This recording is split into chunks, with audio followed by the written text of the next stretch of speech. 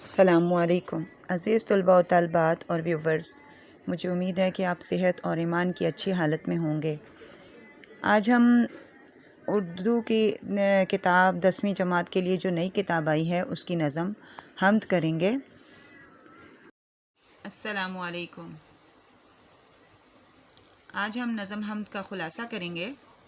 نظم حمد نے اللہ تعالیٰ کے قادر مطلق ہونے اور خالق و مالک ہونے کو بیان کیا گیا ہے۔ کائنات میں جو مقام و مرتبہ اللہ تعالیٰ کو حاصل ہے وہ کسی اور کو حاصل نہیں۔ اللہ تعالیٰ ہر لحاظ سے یکتا اور بے مثل ہے۔ اللہ تعالیٰ کسی کو نظر نہیں آتا، وہ لاکھ پردوں میں چھپا ہے، مگر معرفت کی آنکھ اس کی قدرت کو ہر چیز میں دیکھ لیتی ہے۔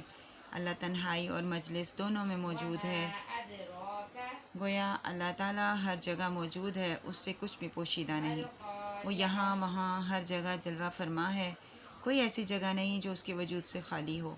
اس کائنات کا باغباں اللہ تعالیٰ ہے، وہی اس دنیا کی میزبانی کرتا ہے اور وہی اس دنیا کا مہمان ہے۔ وہ ہر ایک کا رازداں ہے۔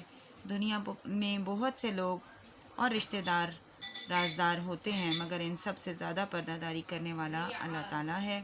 الغرض اس کائنات کی ہر چیز اللہ تعالیٰ کی قدرت اور عظمت کا منہ بولتا ثبوت ہے۔ جزاکم اللہ خیرا کثیرا۔